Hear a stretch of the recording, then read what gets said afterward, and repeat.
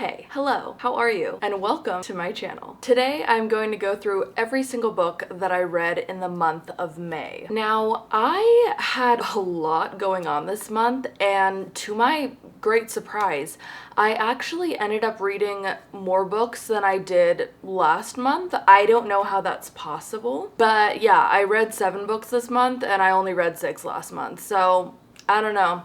I don't know how that happened, but I'm thankful that it did because who doesn't love to get more books under the belt, you know? Anyway, let's just jump right into it. So the first book that I read this month was Asher Parker Doesn't Fail by Ashley Herring Blake. I did not previously own this. When I read it, I actually just listened to it on audiobook loan from the library.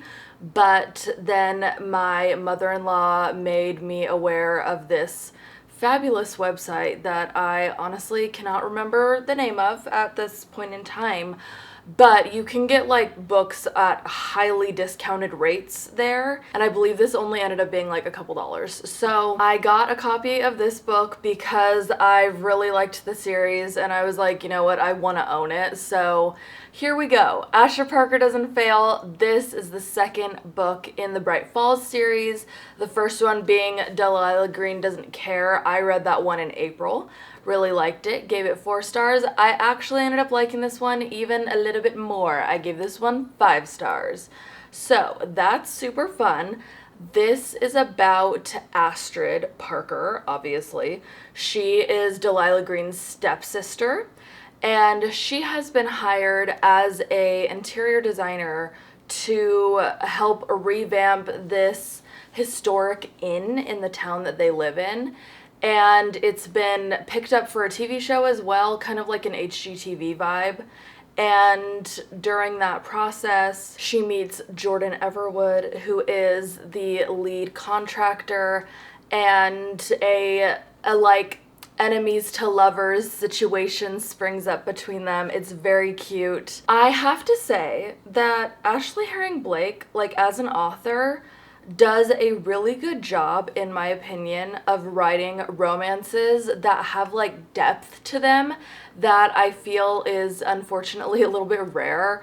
I feel like because you can see the inner thoughts of her characters, you can really see the growth that happens in their lives, like from the start of the book to the end.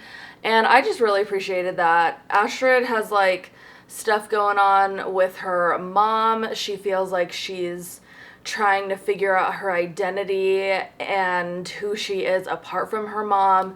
I feel like that's totally relatable. So I really enjoyed this one. I would highly recommend it. It's really cute, and I'm just on a hunt for really cute queer romances, and I want to be able to recommend them on my channel. So I really liked this one. I would say give it a go if you're into that. After that one, I ended up reading the third and final book in the Bright Falls trilogy, Iris Kelly Doesn't Date.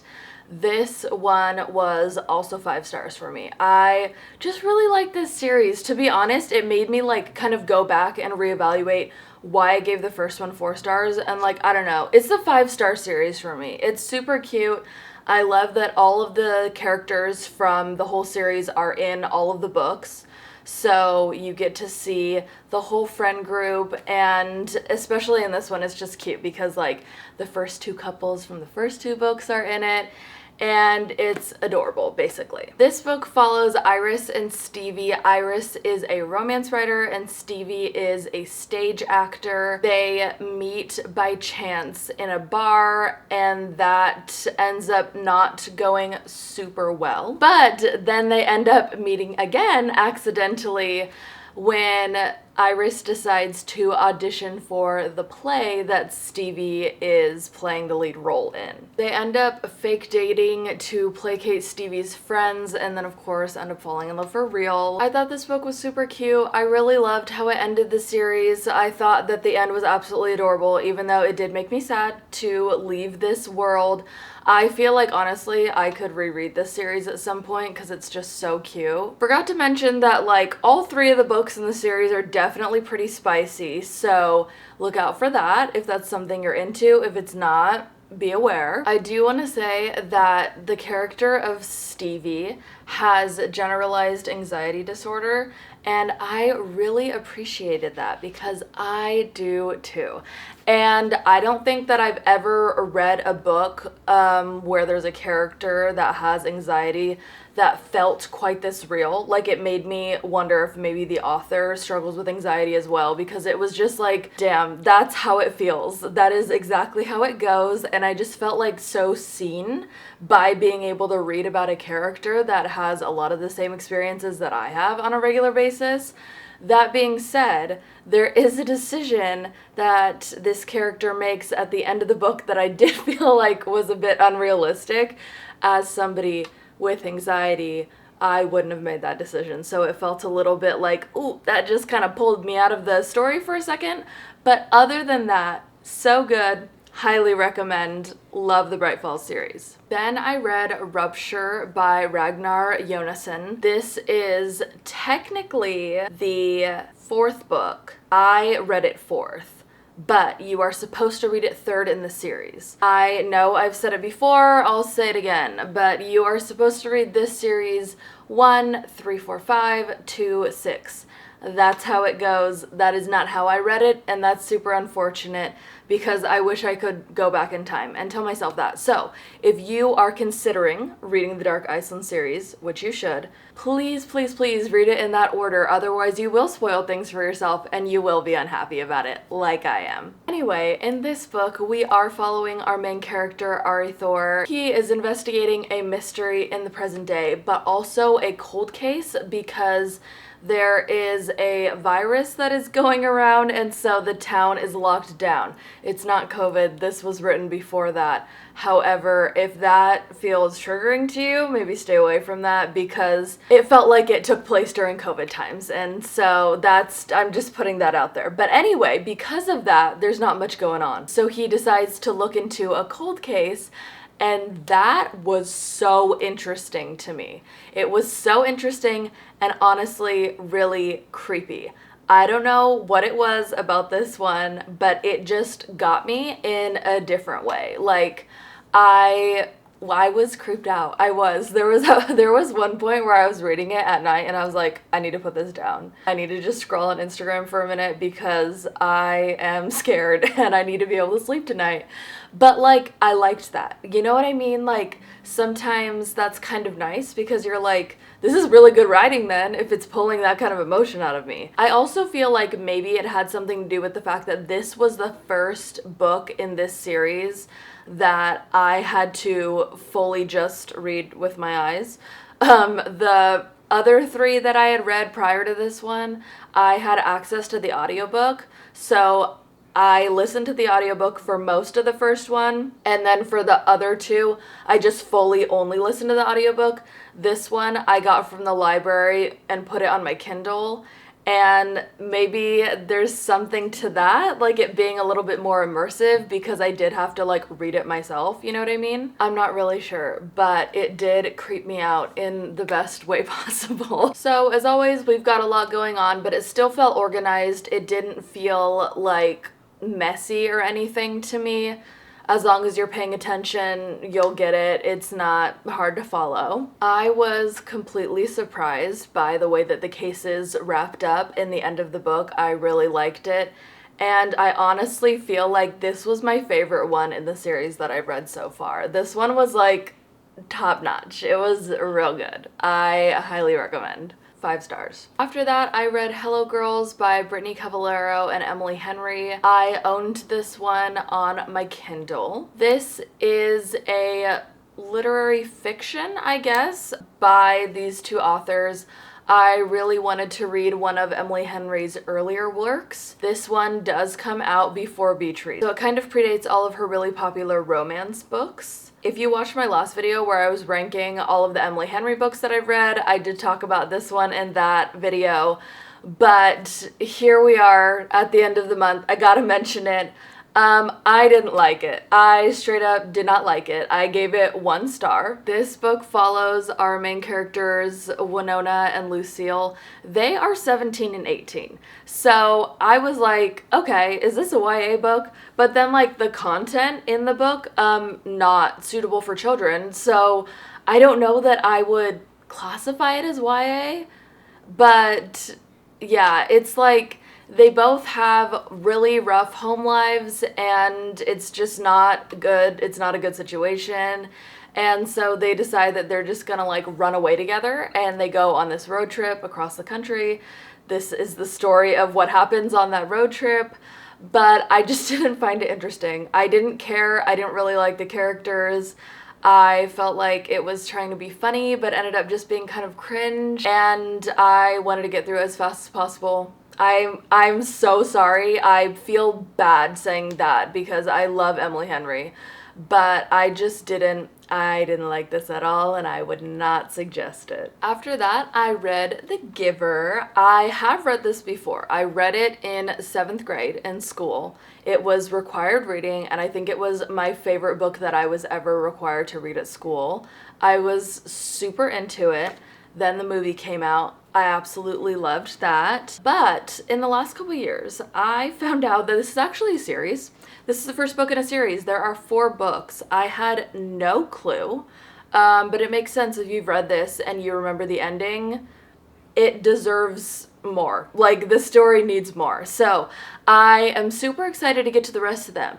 I wanted to reread the first one though, just to make sure that I wasn't forgetting any details before I jump into the rest of the books. So I reread it this month and I'm so glad that I did, because I still love this just as much as the first time that I read it. I gave it 5 stars again because it's so good. If you haven't read it before, this is a YA dystopian novel. It follows our main character, Jonas. He lives in this community where sameness has been enacted. So basically, like, there's no differences ever. Like, there's not even color. There is no such thing as love. Everyone is assigned a job and a spouse and children, and you don't really get any choice, but everyone that lives there doesn't know any different, so like they're fine with it. The world building in this book is insanely detailed, but so simply written. It's like kind of amazing. It's kind of an art, in my opinion, that the world can feel so rich but be so easily digestible that like a 7th grader can read it and totally understand it. It wasn't like I was going back and reading this and was like, oh my god, there's so much that I missed. Like, no, like you get it the first time around because the writing is just like that good. Anyway, Jonas gets chosen for this job that nobody else in the community has, only one other person. And it's super mysterious and he finds out a lot of things, and then he's got to decide what to do with that knowledge. I can't really say anything else because if you haven't read it before, like, you just should, but I don't want to give anything away. So I highly recommend it. Doesn't matter that it's YA. Please read it if you haven't. I love The Giver and I am so excited to get to the next one. I will definitely try my hardest to be reading that in June. After The Giver, I read Powerful, which is the novella by Lauren Roberts that comes in between Powerless and Reckless. Reckless hasn't come out yet. Unfortunately, it will come out this summer though, and I am stoked for that because I need answers. So this was nice to be back in the world, but it doesn't move the story along. It takes place like concurrently with the Powerless timeline. It's about our main character Adina, who, if you have read Powerless, you will know is Peyton's best friend. And it's basically like what Adina was doing while Peyton was at the castle doing the trials before she brings Adina there to be her seamstress during the trials. This is a love story. It's super cute. It's got that classic Lauren Roberts lyrical, fluffy writing, so many good quotes. I was highlighting nonstop. I read it on my Kindle and I was just like going ham because it's so good. It's so good. I loved it, but I gave it 4 stars, not 5, because if you read Powerless, you know that powerful is inherently sad. I can't say anything else, but it just is. And that's why I took off a star, because I'm just like, Lauren Roberts, why did you need to do that? Why did you need to put us through that physical pain? But at the same time, thank you. So, I don't know. My feelings were mixed, but like, it's amazing. The quality of the writing is the same as Powerless. So, if you read that book, if you enjoyed it, please read Powerful as well. It's not like you need it, but like you need it. You know what I mean? And last but certainly not least, I read Whiteout, which is also by Ragnar Jonasson. This is the 5th book in the series that you're supposed to read 4th.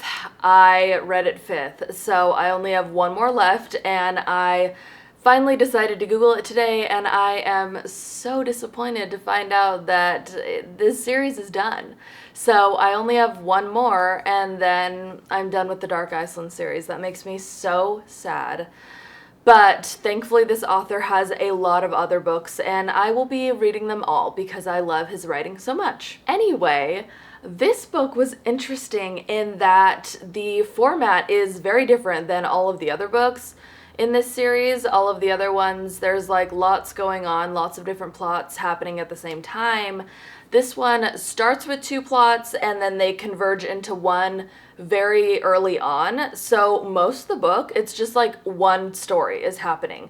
And that felt really nice, to be honest. It was like a little bit relaxing, kind of, because you're not following all these things at the same time. But this one, like Rupture, was super compelling as well. So we've got Ari Thor, and he has been called to investigate this super interesting case. There is this house and a lighthouse on this point, basically at the like most northern tip of Iceland. And there was a family that lived there, and the mom jumped off the cliffs and died. And then a couple years later, the youngest daughter did as well. And then 25 years later, the oldest daughter comes back and something happens to her. And now Ari Thor and Tomas have to figure out what happened to them. Are all of their deaths connected? Is there foul play involved? What's going on? It's super mysterious and weird. I had no idea what had happened until the very end. I am famously horrible at guessing endings to mystery books, but like I had no idea, and I was shocked when I found out. I would venture to say that this is probably my second favorite book in this series, but yeah, it was super good. I loved it. So once again, plug for the Dark Iceland series. It's so good. Please read it if you're into mystery. Anyway, those are all of the books that I read in the month of May. I hope you enjoyed this video. If you've read any of these books, let me know in the comments what you thought of them as well. I'm really interested to see, especially like what people thought of Powerless. That one came out last month, so I want to know what people's opinions are. Tell me also in the comments what you read in the month of May. I want to know. I want book recommendations from you guys. Anyway, thank you so much for watching. If you like this video, you can give it a like. If you like me and my channel, you can subscribe. You can hit that little bell icon to get notified every single time that I post. All of my social media links are in the description below. You can follow me on Instagram, Goodreads, Threads, whatever, and I will see you next week. Bye!